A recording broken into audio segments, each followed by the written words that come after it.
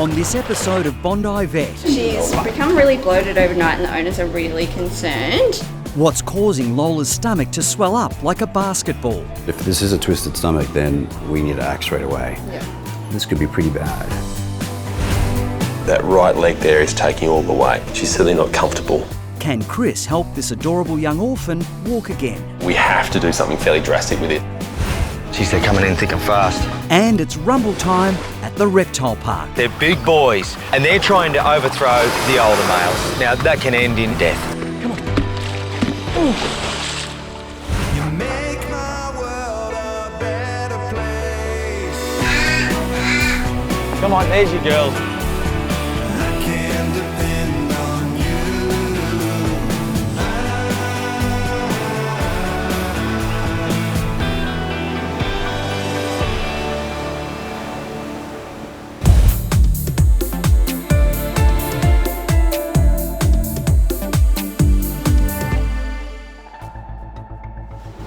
Hey Gerardo, this is Lola.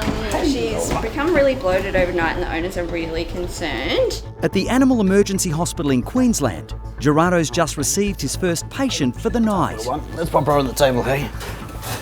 Lola is a sweet staffy where the owners were shocked to find that her belly was the size of a soccer ball.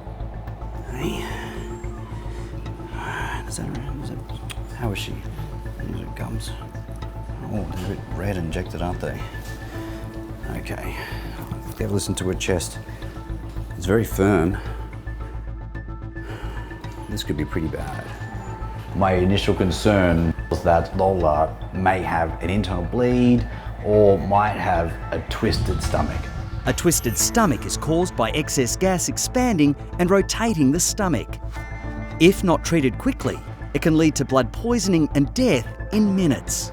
Any retching, anything like that? No, they didn't say anything like that. Just found her like that? Yeah, just found out at home like that, but yeah, it's very hard. We'll get some pain relief for her because that doesn't feel very comfortable. Heart rates are okay, but if this is a twisted stomach, then we need to act straight away. Yeah. I'll get some pain relief and then I'll go and ask the owners to take an x-ray. Hey? Yeah. Okay. If Lola's stomach is twisted, she will need emergency surgery. Be good. Here we go. This will make you feel a bit better. Yeah, let's try and see if we can rule out that bloated stomach that we definitely don't want to see, hey? Wait, let's go to x-rays. You want to come along this way. X-ray room is this way. Yeah, so we'll go up there, legs to us. Ready? 1, 2, 3. Oh, don't squeeze your belly too much. Good girl. Okay, Lola. Soon gonna find out what's going on in your belly, hey? And the worst thing would be if you have to go to surgery. Let's just hope not. 1, 2, 3, take an x-ray. Okay, x-ray taken. Let's have a squeeze. Well, we definitely know it's not bloated with gas, that's good. Immediately it's obvious on x-rays that her stomach is distended with food. It's huge, eh? That is a big stomach full of food. Did you eat all your food in one go? Hey? That has got to be uncomfortable. Look at the size of this thing. Normally the stomach should only be around about this big, and it is huge. Although not as deadly as a twisted stomach, bloat from overeating is still a serious condition. She's not out of the woods yet. Lola has eaten what appears to be a huge amount of dry dog food. And when that starts to digest, it will swell, make the stomach even bigger, and then that will cause her to go into shock because it will start interfering with blood supply through her body.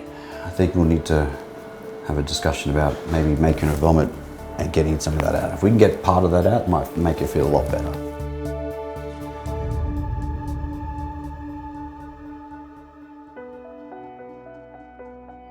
Okay. Hey Lola. Mummy and Daddy give me permission to make you bring some of that stuff up, hopefully. Okay, come on, come on. What I'm gonna do now is try to make Lola vomit. If this works, it could solve everyone's problems. But if it doesn't, it might mean that she needs to stay in hospital for the next day or 2. Okay, let's go. Come on, Lola. One of these tablets should be enough for you. Oh, it's okay. It's okay. She's a sweet little thing. Okay, I'll rub it on the gumsies. Oh. Yeah, okay. Rub it all in there. Good girl. Good girl. Fingers crossed we get some of that up, eh? So we've just given Lola some medication which will make her feel very nauseous. And hopefully in about 10 minutes, she'll bring up a lot of food, which will make her feel a lot more comfortable. And if she brings up enough, she could go home straight away. Okay, she's starting to slow down a little bit and she's starting to lean down. Oh, you don't need to put your feet in there. You don't need, that's for the vomit, okay? Oh.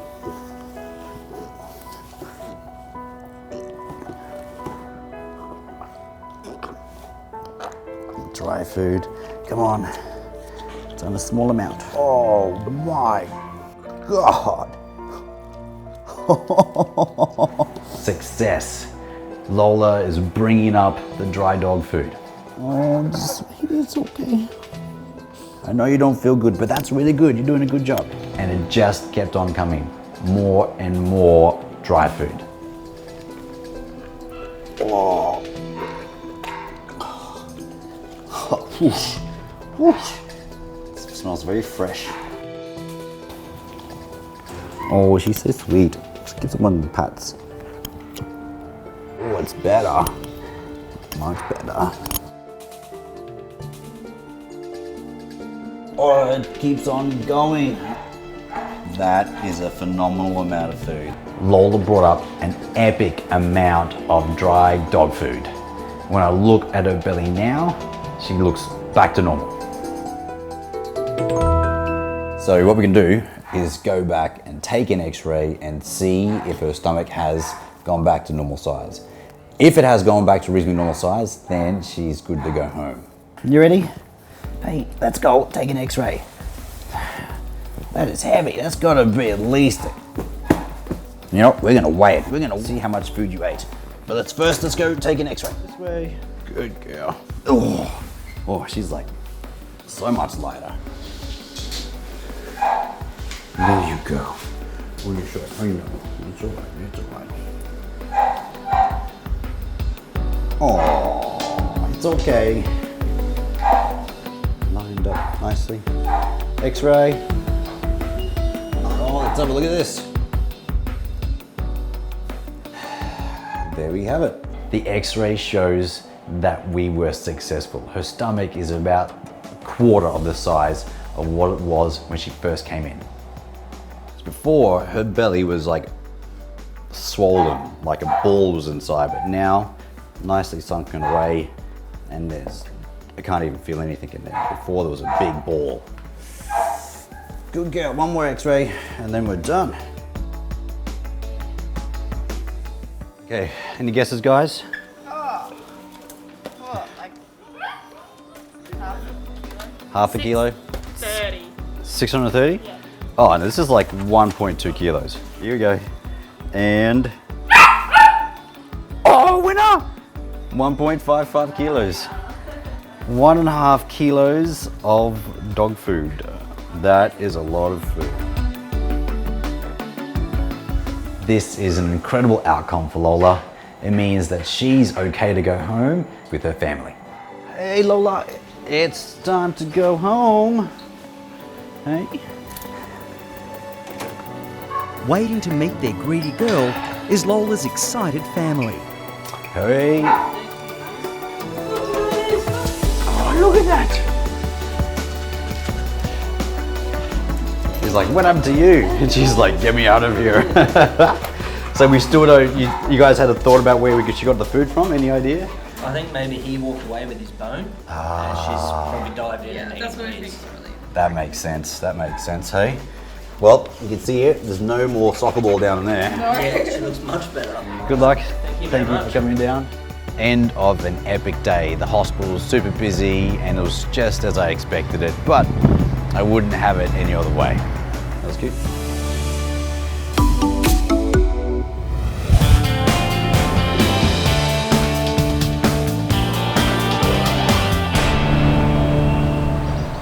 Baby, nearly there. Doc will be here soon. get you looked at. Sandra, a wildlife carer, has arrived at the Bondi Clinic with a little orphan in trouble. You're going to meet the vet, eh? Earl, a baby eastern grey kangaroo, was rescued from the side of the road after her mother was killed by a car. I suspect she's got a broken leg. She went to leap and she fell down on the front paws, and I thought, no, there's definitely something wrong here. So I think it's something pretty bad. Hello, how you going? Hi, pretty good. Yep, we do have a kangaroo in the clinic. This is Earl. Hey, Earl. All right, come on through and we'll see if we can help you out. No worries. Thank you. It turns out Earl is not here for a social visit. Sandy's driven her in quite a few hours to see me because she's in a lot of trouble. Okay, what's happened? She was found on the side of the road next to a dead mum, hit by a car. And she's got a sore leg, so we're here to hopefully get the leg fixed. And so I'll throw myself on your mercy. Okay. No pressure. No pressure? No, of course not. Okay. All right, let's get Earl the girl out and have a look. I'm hoping Dr. Chris can fix her, whatever it takes. She's such a battler, and I can't give up on her. There's no way, you know. Yes, a bit of pain there once I try to straighten that out. Yeah, and it's probably why she's holding it close to her. Yeah, exactly. You really can't understate the lengths that Sandy's gone to just to be seen by a vet to look after an animal that in the country a lot of people just put down. So she's really taken a chance on Earl, and you've just got to hope that it pays off. I want to put her on the ground there. Yeah. That right leg there is taking all the weight. Yeah. It's really stuck fast there, whereas this one here, there's no weight going through that. She's certainly not comfortable. When you look at it from behind, it's on a pretty bad angle. It is. Earl's holding the leg quite flexed up as though that's the most comfortable way for her to have it, and that worries me. This could be a dislocation, it could be a serious sprain, or worse still, it could be a fracture. She's obviously got something fairly significant going on there, and in such a small, fragile little thing, it's always going to be a big challenge for her to overcome that. Oh, baby. We've got a really significant structural problem there, and kangaroos are notoriously difficult to treat. Their bones are very, very flexible, almost elastic. So if there is a problem with any of these bones here, they're not going to be easy to fix. What I might do is take some x-rays of her, just so we can assess what we're really facing here. Yeah. I guess the thing is, I don't really want to give you false hope if there isn't anything we can do. Yeah. But just know we're going to be trying everything we can, because she's already been through a lot. She has. I'm just hoping that Chris can do something for Earl. I'm just living in hope at the moment. Earl, the girl, we need to work out what's happening with this leg of yours. If I have any fear right now, it's the fact that these x-rays could reveal an incredibly nasty fracture, one that just can't be fixed with any kind of orthopaedic surgery. Looking at Earl's leg right now, it's a possibility. X-ray!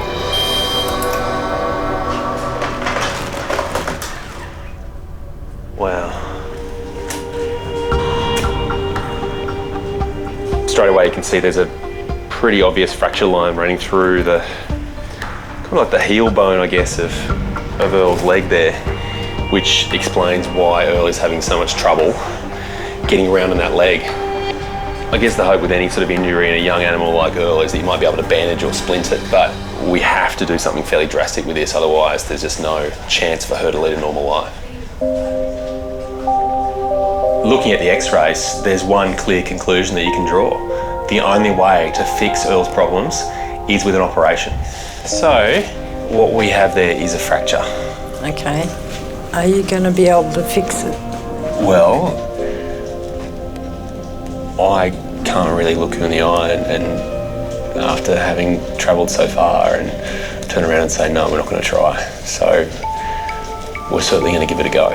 Thank you. I'm never going to be able to thank you enough. You realise that, don't you? Well, thank me after the operation. All right. Because obviously it's a pretty big deal for a little kangaroo. Yep. I'm scared for Earl, but at the same time I'm hopeful, and I know that she's in excellent hands with Chris, and he's going to do his best possible job because his heart's in it. You know, he wants to save her as much as I want Earl to be saved. It's a difficult goodbye. Sandra knows there are no guarantees that the operation will be a success. The real challenge here is that, like her bones, Earl is small and he's fragile. You usually only get one chance to fix these guys during surgery. Muck it up, and unfortunately, there'd be no future for Earl.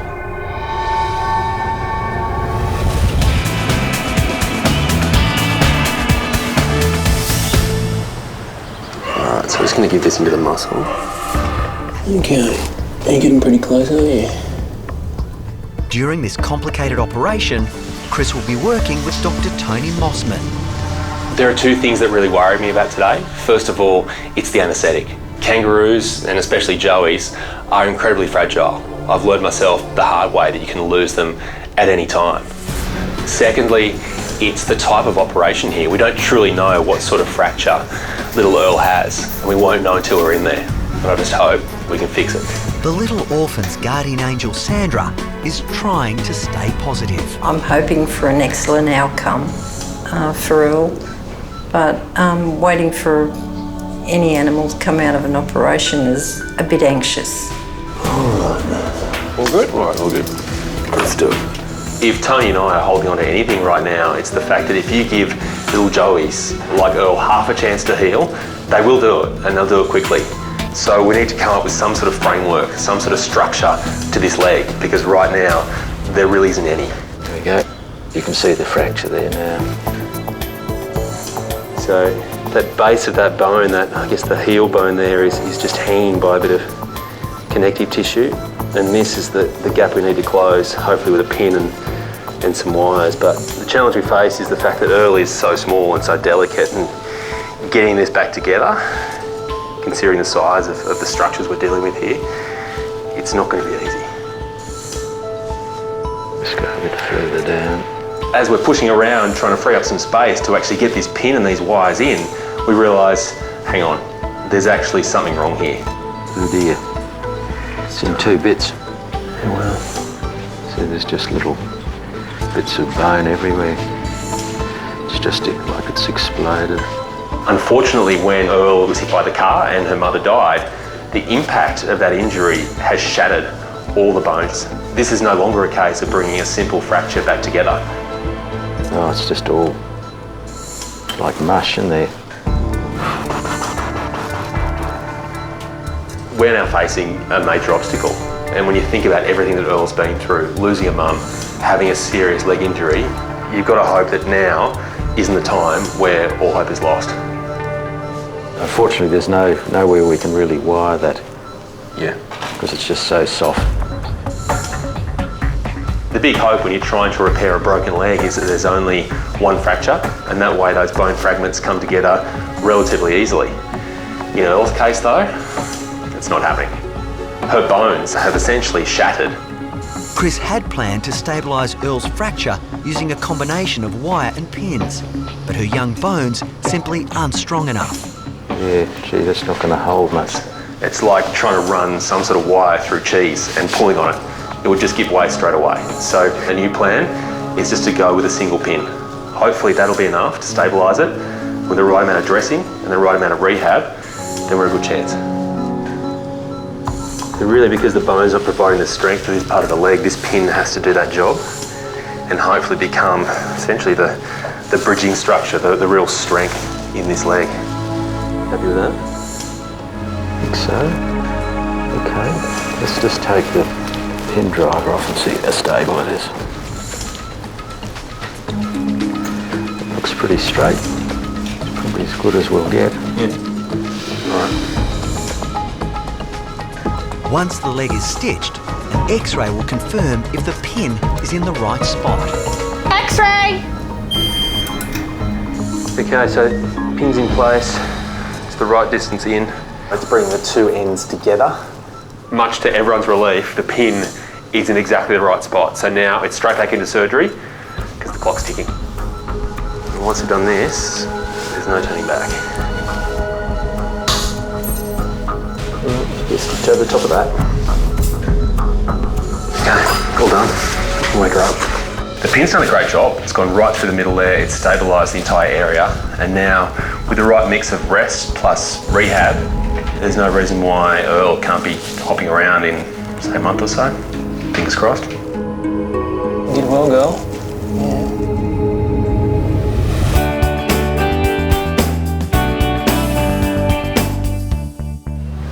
All right, Sandy, come with me. Okay. You look all anxious. I am. Well, You've got a smile on your face. I do, which is a good sign. So, here she is. And here's what we've done. So how did it all go? It was quite tricky, actually.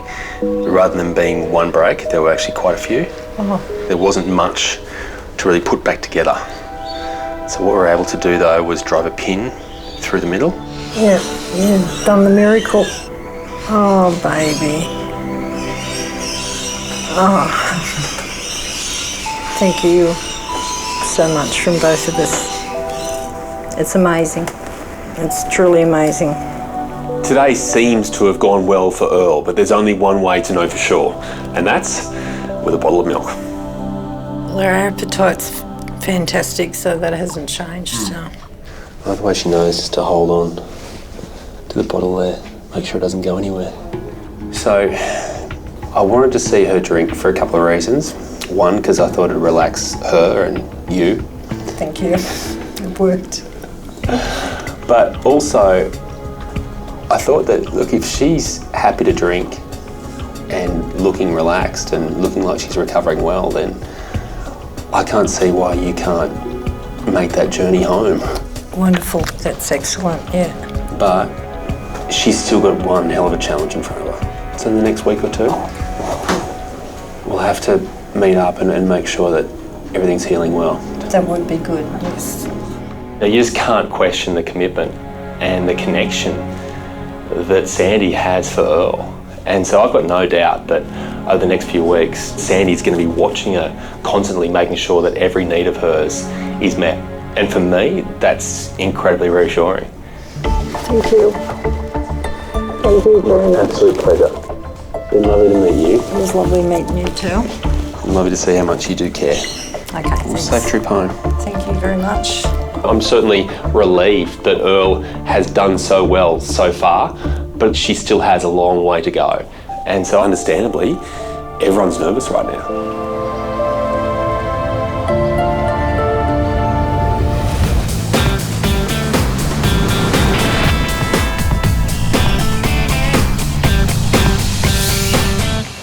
Baby girl. Yeah. There's the food. Little Eastern Grey kangaroo Earl is back at the Bondi Clinic for a checkup. Hello, Sandy. Hi, Chris. How are you? Confusing the dogs, are you? Yeah. Look at that. I ain't seen one like this before, have you? No. Yeah. Coming through. Okay. My big hope is that Earl hasn't been using the leg too much and that the swelling has come down. If we can see a leg that is more comfortable, that is less swollen, then I'll be happy. Has she been trying to use that leg? Yes, she has. You're still keeping her very quiet, keeping her off the leg. Yeah, Yep. keeping her off, yep. And that's a really critical thing. I still think we're probably about another 2 weeks away from her being able to start some very gentle and occasional hopping. That would be good. But what I'd like to do first of all is get that bandage off. Yeah, yep. Give her a little bit of physio and get her stitches out. Yeah. And then just assess where she's at. Because this excites me, you know, that the fact that she is so keen to get going, it's a really good thing. It is, yes. So while all the signs look good from the outside, there's no way of knowing exactly what the injury is doing on the inside of that bandage. Okay. How's it looking? Looking pretty good. Yeah, it is. The size is good. Yeah. Because we are keeping this leg restricted, we need to make sure she doesn't lose the mobility in this leg. Yeah. So I'm just going to gently lift that up. And you can see that band there starts to tighten. Yeah. So we'll just give that a little bit of tension and release it. much like a human physio does, what I'm trying to do here is just flex up that leg of Earl's, hold it for 10 seconds, and then release it. By doing that, you start to loosen any tight tendons that might have developed. So that is progress right there. Yeah. But to truly know just how much progress we have made, I do think we need to take an X-ray. Okay. We'll get a good idea about how that bone's mending, whether it's managing to form the callus, I guess the bridge over those broken fragments. Yeah. And from there, I guess we'll have a really clear idea about how long it is before we can get Earl hopping around. Okay. The surgery that Earl went through, we hoped it would be textbook, but it was far from it. And because that pin is holding together so many small fragments of bone, my big concerns are the fact that the pin could have either moved out of place or it may not be healing at all. All this will be uncovered with one simple shot. All right, ready to go. X-ray! Chris is in there X-raying Earl, and I'm just trying to stay positive. All right, okay, that's good. In terms of its alignment, I'm still really happy with that, and the join is pretty neat. The good news is the pin is certainly still in place and exactly where I want it. There's no sign of infection there. The only downside is the fact these bones just aren't dense enough. Thankfully though, it's easily fixed with some calcium. All right. Thank you. X-rays, it's mostly good news. Oh, good. So those bones have actually started to come together. Yeah. But they're doing it slowly. Right. The pin is providing that framework we need, Yeah. which is great. Yep. But the bones are still a little bit pale on the X-rays. Right. And they're not necessarily healing as quickly as I'd like. It probably seems strange that a joey that's being fed only milk could ever get a calcium deficiency. But when they're being fed these formulas, it's one formula for a whole lot of different kinds of animals. Joeys, however, need a lot more calcium than other animals. A calcium supplement should help strengthen Earl's bones and assist in her recovery. Now Chris needs to remove her stitches and rebandage the leg. I'm trying to do this firm but not too firm, just so you don't get the swelling like you had last time. Yeah. All right, we're done. Okay. That bandage can stay on for a week. And really, we get through one more bandage change to get ourselves to 2 weeks from now. And I think we can look at our first hops. That would be good. We're on a positive course now. She's a little fighter, you know, and it's just all paid off. Like, yeah, I can't thank Chris enough for what he's done to her, and I'm just positive that the end result will be wonderful for Earl. All right. Okay, I'll put it back in the pouch. And safe trip home. Think you will do. For me, it's kind of a funny mix of emotions right now. I'm relieved that we've managed to get Earl to this point.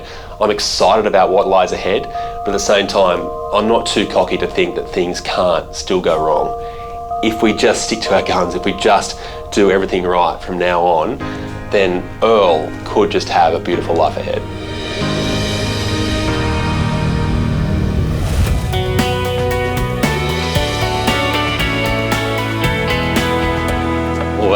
Well. People say you don't get kangaroos in Bondi. How are you, Sandy? Pretty good, how are you? Oh, well. 2 weeks later in Bondi, it's time to find out if surgery on little orphan Joey Earl has been a success. She has grown a lot. Yes. She's kind of almost part adult now when you look at her. That head of hers is like the real deal, aren't you? The first thing to check really is this leg that has had the fracture is moving comfortably. If it is, then we know the pin's still in place and it should have healed up nicely. All right, so obviously just like a human leg after it's had a plaster cast on it, it's going to be a little skinnier. Yeah. But it will start to recover. Good thing is, everything's the same length. It looks good. Everything is in perfect alignment and there's no unexpected swelling. She's getting fidgety too, isn't she? Yeah, like she really wants to get moving. Yeah, she does. And, you know, like I didn't want her to put weight on that bad foot and ruin everything you've done. Okay. So, yeah. We've finally got to the point now where having those feet on the ground is the reality. But at the same time, it could be a dangerous reality because kangaroos love to hop and Earl's going to be in a hurry. Oh well. just feel your way there. How's that? Look at you. Oh, you good girl. She's using her front legs as well. Yeah. I prayed for this to work out like this, and I'm absolutely just stoked she's mobile again. Yeah. You know. Her first few steps, they're not confident, but at the same time, they're impressive. For a joey that hasn't been able to walk for 8 weeks, to be able to gently move herself around like this takes a lot of courage, but also takes a bit of skill as well. She gets better after a few minutes, gets a balance, but then after a few minutes more, she gets tired. Yeah. I'm feeling relieved. That was my one wish and hope, that it was the day where, you know, the bandage comes off Earl and I see her put weight on there and I see it pointing in the right direction, the foot. And yeah, I just can't thank Chris enough for what he's done. Well, she's all yours. Thank you. Thank you so much. Thank you. Thank you for everything you've done for her. She's had a big day. Yes, she is. Already. Yeah. I don't really like to say no or to believe that something isn't possible. And as you see Earl just taking those gentle steps around and seeing her senses light up, and you realise that this is why you do your job, is to give a second chance to those that may otherwise not have one. Feels pretty good.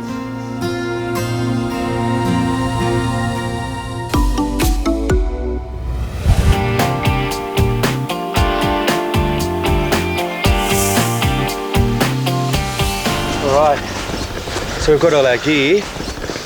I think that Bill and myself will be primary gator catchers. At the Australian Reptile Park, irate alligators are jostling for territory rights, and it's getting ugly. Most of the problems are happening because we've got some younger males that are now full size. They're big boys, and they're trying to overthrow the older males. Now, that can end in some pretty serious injuries and potentially death. Remember, these big boys, they're a few hundred kilos. If they roll on your legs under, it's going to snap, so keep it out of the way. Okay, let's do it. The keepers need to be able to identify the troublemakers. But the problem is, in the water, all the alligators look the same. The plan is to catch them and put a white mark on each of their tails. And we'll mark the scales in different patterns. And when they swim, their tail sits proud in the water and we can observe who's doing what. Tim needs extra helping hands, so park builder Dan is about to get an impromptu lesson in alligator safety. All of these females need to go back in the water, but we'll just do Gator 101. The fact is, even though Dan's a builder, he needs some experience in this area. Everyone does, because he doesn't need to know how to catch a gator, but he needs to know how to respond if there's an emergency. Jump on here. That's it. Well done, mate. You can use a little bit of force on the nose, okay? And that'll stop him. You certainly don't get to jump on gators when you're building, that's for sure. But you have to know, once we start this and they think it's feed time, they're going to come 3 times faster. Come on. Come on. Come on. Bit more. Bit more. Up. The first alligator to be lured out is big, and he's angry. Righto. No surprise who it is. It's Mr. Skinny. He's the oldest and historical dominant gator. Maybe not that case anymore. Good. Okay, up, boys. Dan on the rope. Come this side. Mike, you protect us. Oh, bit more. Bit more. Okay, Mike on with me. Obi, watch water. Stay down. This is a really dangerous situation. Okay, we're going to take him to that tree. We've got 40 gators, and most of them think it's feed time. So they have one of the strongest jaw pressures on Earth, and we've got the biggest of the big here. You want a hand? We need to have our wits about us and just be ready for anything to happen. Jeez, they're coming in thick and fast. Oh, listen to that. The plan is to catch the big gators. And when we get them up close, we can individually identify most of them. But what we need to be able to do is identify them in the water when they're swimming around and causing problems. Start from the top, hey? Yep. Now, the only way to do that is to mark them, and then we'll be able to observe from a distance and find out who the trouble causers are. But they're all coming in. We have to be really aware because this situation can go bad really quick. Right, Mike? You're right, you go. Righto, well, let's get number 2. Here he comes. Over here, fellas, we might catch him here, hey? Gator number 2 on, mate. is huge, with an appetite to match. Good. Okay, rope. Come bring him this way, swing this way. Watch him for roll. Rolls. Again. This is one of the teenagers, and arguably the biggest gator in the lagoon. So we'll mark him now. The boys have decided we'll call him Stonker, and we get to watch him over the next few weeks. Stonker doesn't want a paint job, and he's letting the team know it. Just be ready, Dan. He can go anytime. Okay. He's sucking in the big breaths, and that means he's getting his energy back. Okay, everyone on. He's going again, he's going again. So when it's time to jump off, we've got to do it swiftly and get out of the way because we don't want to get smashed by his tail, we don't want to get smashed by his jaws. Okay, Dan up. Yep, right to go. Mike, back. 1, 2, 3. We've all jumped. Everyone's waiting for something to happen. 3. And Stonker just sits there. He starts to head back to the water and we pop the blindfold off. Job done. 2 adult males have now had their tails painted, so they'll be easier to identify. Okay, well, that's 2. Let's get number 3. That's it. Watch, Bill. Righto, we're on. Tim and the team suspect at least 2 more alligators need to be singled out. But all the commotion is making the animals even more aggressive. Whack it. Righto, let's get up, boys. All hands on. 1, 2, 3. Okay, Mike, let's jump. Blindfold. Guys. You got him? Whoop, he's turning. He's not as big as Stonker, but he's bigger than Mr. Skinny. He needs a name. Malcolm in the middle. Malcolm's telltale battle scars confirm he's one of the ringleaders. This is a minor injury. We've had gators years gone by that have had really serious lacerations from teeth. That's exactly what we're trying to prevent. Okay, we're going to let him go, boys. You right to jump again? Yeah, ready, Dan. Right, He's going, you hold him. Mike, off. Yeah, That's it, mate. Jeez, he took off. You right? That's Brutus. Heading away from us there. He's actually chasing that other gator off. Tim and the team now have to round up the meanest gator of them all, a repeat offender called Brutus. Brutus, a few years ago, was sent to the naughty corner. Through, up. We had to catch him, take him out and put him in a cooling off pond for spring and summer. That wasn't easy. Reintroduce him in autumn once it had cooled down. See you later. He's a lot bigger than he used to be. He's grown, not in length, but size. Ooh. I know he used to be a cheeky teenager. I'm wondering now if he's the king of this lagoon. Watch out, boys. Got him? All right, let's... Just seconds after the team finally managed to trap Brutus, the biggest and baddest boy of them all, escapes. Plan B is to head out in the boat. Let's go fishing. They're hanging around the edges where it's shallow enough that we believe we can get a noose underwater and around the gator's head. Then we throw the rope into our mates, hold on for dear life and get him ashore. Here he is. Rather than the moon. Hold on, back pedal. That's him. Oh, we got him. Whee! Oh. Okay, go. We've hooked one. I think it's Brutus, can't be sure. He's given us an awful fight. All I can think about is get the rope to Mike. He's all yours, mate. Let's get in. Righto, hang on, we're coming.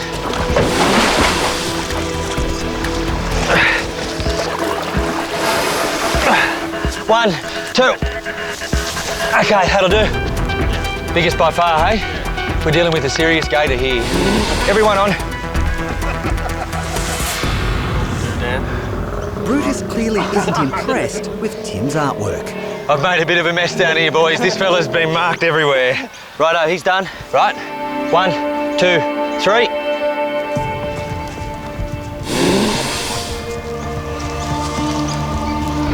There you go. Not a bad day at the office. Today was a success. Over the next days and weeks, we'll begin to watch them and build up a catalogue, some data that identifies who the troublemakers are, who the dominant gator is, who's being picked on, who's picking on others. We can then intervene and choose to remove an alligator and put them in a cooling off pond.